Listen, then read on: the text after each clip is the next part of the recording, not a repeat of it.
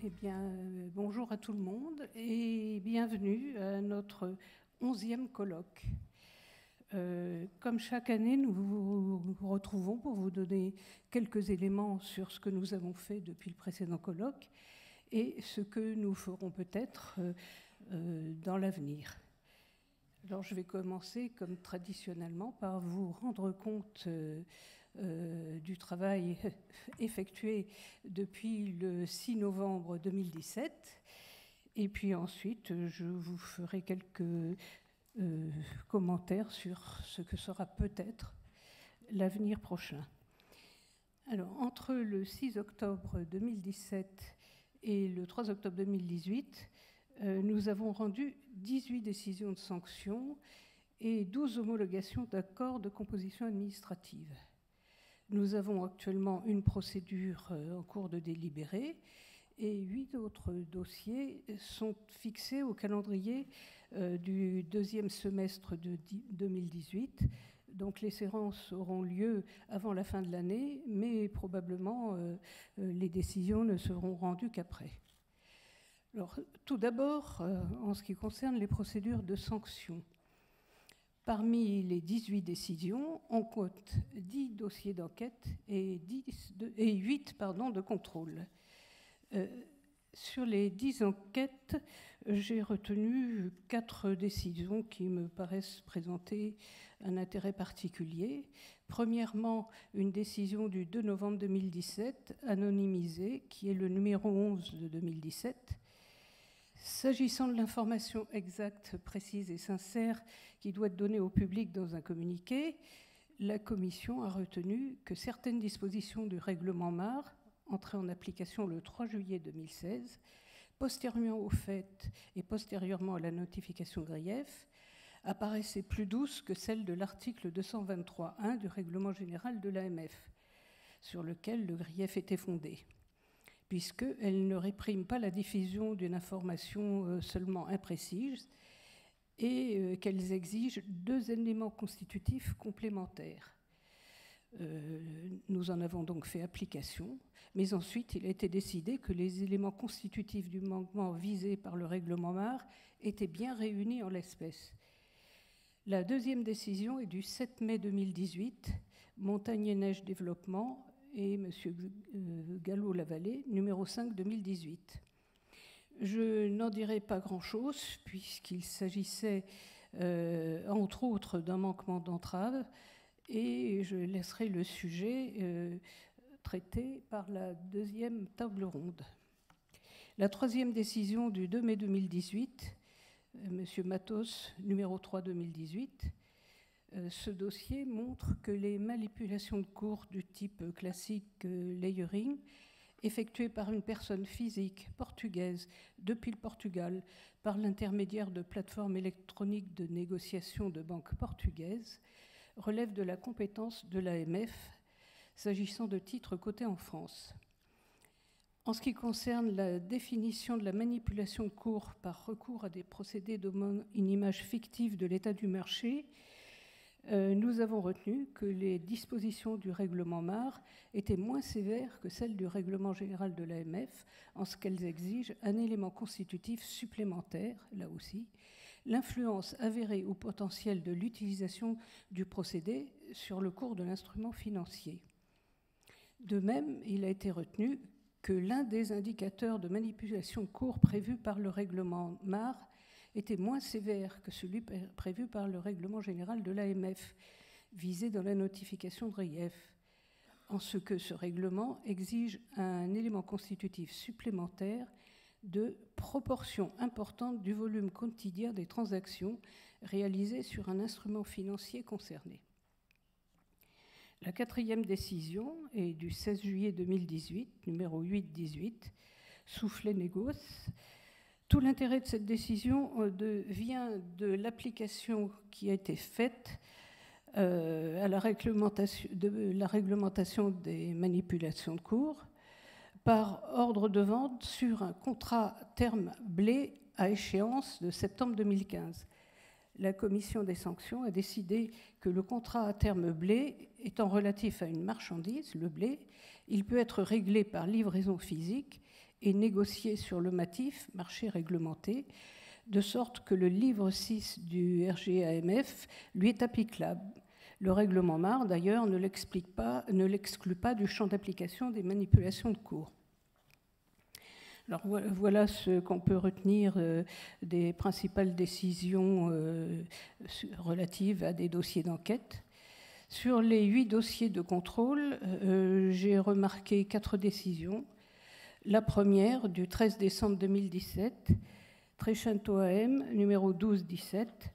Ce contrôle relevait plusieurs griefs. L'assiette du calcul des commissions de surperformance, pas le calcul lui-même, mais son assiette d'une société de gestion portait atteinte à l'intérêt des porteurs.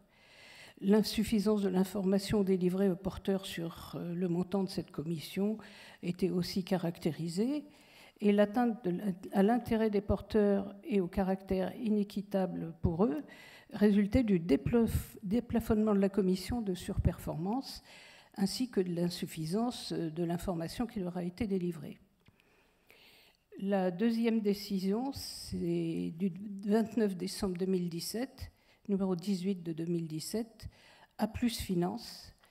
La commission a retenu que la société gestion avait communiqué aux investisseurs une information qui ne présentait pas un contenu exact, clair et non trompeur.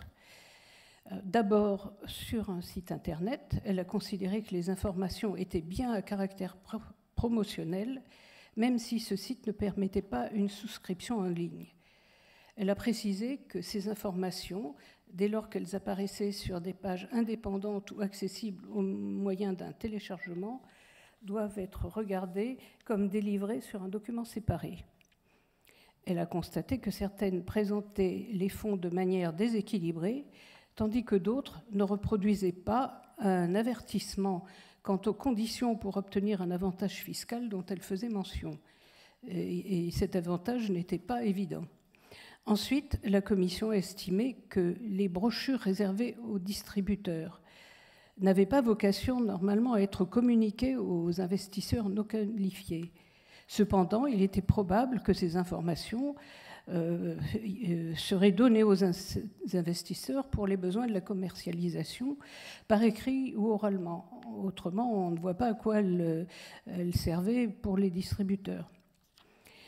Divers autres manquements avaient d'ailleurs été constatés dans ces brochures, comme dans les procédures internes.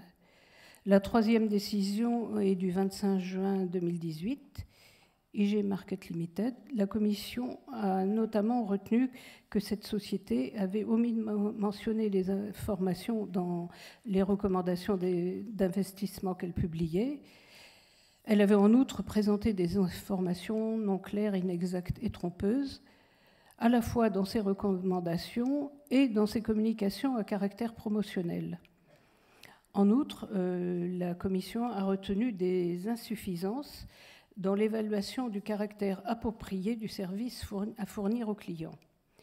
Je ne dirai rien là non plus sur le manquement à l'obligation d'apporter son concours avec diligence lors du contrôle de l'AMF, qui sera évoqué dans le cadre des tables rondes. La quatrième décision du 25 juillet 2018, c'est Keren Finance, numéro 1018. La Commission a considéré que l'obligation de préaffecter les ordres avant leur émission avait été méconnue dans un certain nombre de cas, que les procédures internes étaient imprécises sur plusieurs points et que la fonction de conformité avait été défaillante.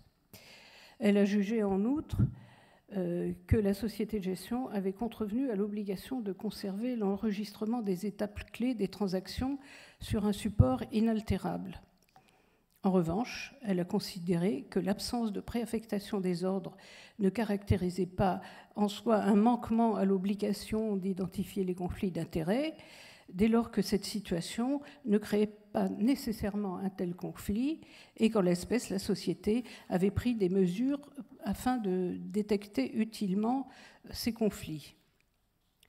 Enfin, il a été relevé que les textes nationaux et européens visés par la notification de grief ne prévoyaient pas l'obligation de préaffecter les ordres émis dans le cas de la gestion de fonds d'investissement alternatifs. Alors, je précise que certaines de ces décisions sont frappées de recours et que d'autres sont peut-être encore dans les délais pour le faire. Alors, voyons maintenant justement où en sont les voies de recours. À ma connaissance, nous n'avons pas de réponse récente du Conseil d'État. La Cour d'appel de Paris a rejeté le 5 avril 2018 les recours formés par messieurs Rad et Xander contre une décision de la Commission du 16 mai 2014 qui avait prononcé à leur encontre des sanctions de 800 000 et 600 000 euros pour des manquements d'initiés. On peut relever aussi que la Cour a prononcé l'annulation d'une partie d'un procès-verbal grâce auquel un autre procès-verbal d'audition réalisé dans le cadre d'une autre enquête avait été versé à la procédure. De son côté, la Cour de cassation, chambre commerciale, a rejeté 5 pourvois. J'en retiendrai 2. L'arrêt, parce que la plupart de ces décisions ont fait l'objet de déclarations de non-admission de pourvoi, donc la décision n'est pas motivée. Et pour la connaître, il faut se référer au rapport du rapporteur. Donc, je retiendrai le rejet du pourvoi le 7 mars 2018 de la société Huis Clos contre l'arrêt de la Cour d'appel de Paris qui avait rejeté son recours contre une décision de notre commission du 2 avril 2015. Il s'agissait essentiellement de problèmes de franchissement de seuil.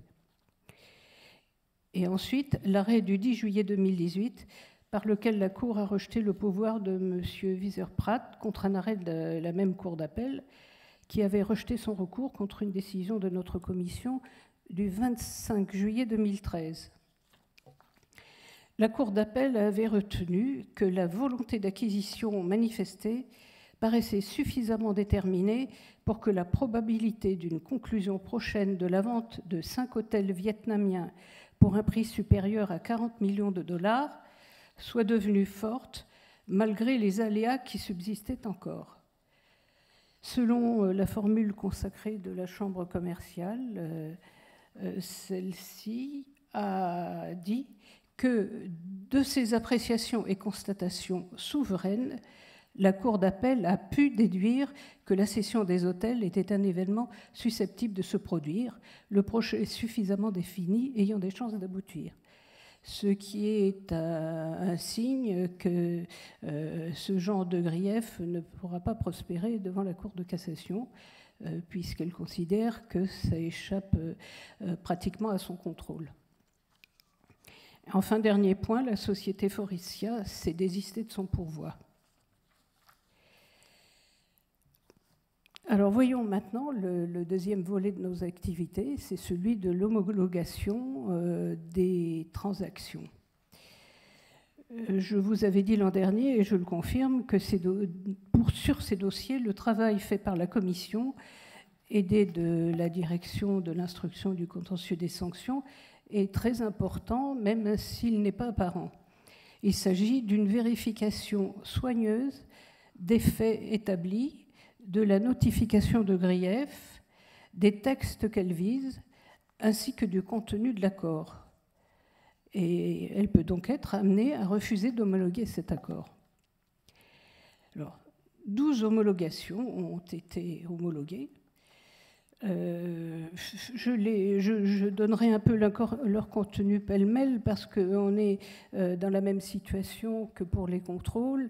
Dans chaque dossier, il y a souvent plusieurs aspects et divers manquements. Ça peut être aussi bien des défaillances du contrôle interne et de conformité que des manipulations de cours, que des omissions de déclarer des opérations suspectes, que d'utiliser des informations privilégiées, que d'avoir un encadrement des fonds propres réglementaires défaillant. Il ne faut pas oublier non plus le statut de CIF qu'on voit de temps en temps. Et enfin, il y a aussi la qualité donnée des données relatives à l'exécution des ordres passés pour le compte de clients, la défaillance du dispositif de surveillance et de contrôle de l'exécution des ordres, et les lacunes dans l'information des clients en cas de difficulté d'exécution des ordres. Voilà donc en gros ce que nous avons fait cette année. Alors maintenant, on peut se demander ce qu'on va peut-être pouvoir faire dans l'avenir. 3 directions se dessinent. En premier lieu, quelles procédures de contrôle viendront devant nous ? Vous savez que les missions thématiques courtes de supervision des pratiques opérationnelles et thématiques, dites SPOT, ont commencé. Elles sont menées en parallèle et à égalité de volume avec les contrôles classiques. Leur but est non pas la sanction, mais la prévention. Et elles ne basculeront normalement en contrôle que dans de rares cas, en cas de découverte de faits graves. Il s'agit d'identifier les bonnes et les mauvaises pratiques afin de promouvoir les bonnes et de dissuader d'utiliser les mauvaises, bien sûr, mais aussi d'améliorer les textes qui peuvent paraître peu clairs ou insuffisants. On peut en déduire, n'est-ce pas, que les professionnels tireront profit de cette connaissance et se mettront parfaitement à jour. On ne peut quand même pas écarter totalement l'idée d'un manquement et de la saisine de notre commission et se demander quelle sera sa politique. Par exemple, se montrera-t-elle plus sévère ? Sur les conséquences des contrôles sur notre activité, il est un peu prématuré de porter une appréciation. Peut-être entraîneront-ils dans un premier temps une baisse ou un retard des contrôles classiques et donc de notre saisine, mais à terme peut-être aussi aboutiront-ils à un meilleur ciblage des contrôles classiques et à plus d'efficacité et donc à une hausse de notre saisine, pourquoi pas. Quoi qu'il en soit, nous serons attentifs aux effets de ces contrôles sur notre activité. En deuxième lieu, sur quoi porteront les procédures de sanctions qui viendront devant nous ? Bien, nous savons que la direction des enquêtes et des contrôles suit de près la cybercriminalité, c'est-à-dire l'ensemble des infractions pénales ou des manquements commis sur les réseaux sociaux de télécommunications, en particulier Internet. Cette cybercriminalité a un impact important sur l'économie mondiale comme française. On peut dire qu'un Français sur 4 y est confronté et qu'une entreprise sur 2 en est victime. C'est donc énorme. Les marchés financiers sont eux aussi particulièrement concernés. Certaines constatations ont pu être faites. On a déjà pu noter des cas de cyberdélits d'initiés qui sont faits à l'aide de vols de données confidentielles sur des données qui sont en réalité des informations privilégiées et qui permettent à ceux qui les ont volées de gagner des millions d'euros. Il y a aussi la cybermanipulation de cours, où des hackers infectent des bases de données et font baisser en quelques minutes la parité entre deux monnaies. On peut constater aussi les piratages de comptes de clients qui permettent de manipuler des titres peu liquides et de gagner beaucoup d'argent au préjudice des titulaires des comptes. De même du piratage de comptes de clients de courtiers en ligne qui permettent de pratiquer des ventes à découvert à un prix artificiellement haut pour les revendre à un prix artificiellement bas, et ça toujours au détriment des titulaires des comptes. Et enfin, en dernier lieu, il y a la cyberdiffusion de fausses informations dont on entend de plus en plus parler, dont la presse se fait l'écho et qui a fait l'objet de mises en garde de l'AMF, de faux communiqués de presse qui annoncent des démissions ou des licenciements de dirigeants, qui annoncent des pertes cachées, des irrégularités énormes et qui ont une conséquence immédiate, c'est la chute du cours du titre. Donc après ces deux questions qui vont se poser à nous, nous avons en troisième lieu une question qui se pose déjà directement, c'est celle de l'internationalisation des enquêtes, qui a des conséquences sur notre procédure, sur la procédure d'enquête, mais sur notre procédure aussi. et qui nous oblige à nous pencher plus ou moins sur le droit étranger et le droit européen. Nous nous apercevons aussi que notre connaissance des pratiques de nos homologues étrangers, en particulier européens, reste très limitée. Si l'ESMA dispose d'un registre de sanctions que les États membres doivent alimenter, les données indiquées sur chaque décision sont très pauvres et difficilement utilisables, car pour la plupart, elles se contentent de renvoyer au site Internet des dites autorités, qui peuvent rester dans leur langue d'origine. Cette constatation nous a conduit à réfléchir à l'éventuelle publication de nos décisions destinées à l'international et qui seraient éventuellement rédigées en anglais. Nous allons aussi définir des thèmes de fond qui nous préoccupent et que la pratique de nos homologues pourrait nous aider à trancher. Ce sera donc des thèmes à aborder et des contacts à prendre avec les 10 homologues. Et voilà pour l'essentiel ce que nous avons fait et ce que nous nous proposons de faire. Et j'en arrive donc aux 2 thèmes de nos tables rondes qui ont été inspirés directement par le travail de l'année et pour la première table ronde, même par les travaux des années précédentes. Nous avons retenu 2 sujets qui nous préoccupent et qui méritent à nos yeux une réflexion commune. Je rappelle que les intervenants parlent en leur nom propre et non au nom de la commission des sanctions, même s'ils en sont membres, et que le message délivré n'est donc pas celui de la commission des sanctions, mais le leur. Le premier thème, c'est l'analyse financière, qui sera dirigée et animée par Bernard Field, que je ne présenterai pas, tant il est connu des aficionados des marchés financiers. Le second thème est celui de la coopération avec l'AMF. Jean Guerminck, président de la 2e section, conseiller d'État et aussi bien connu pour ses multiples activités, sera le modérateur de cette table ronde sur un sujet que nous commençons à rencontrer et qui sera développé par les intervenants. Sans plus tarder, je laisse la place à Bernard Field et à la première table ronde.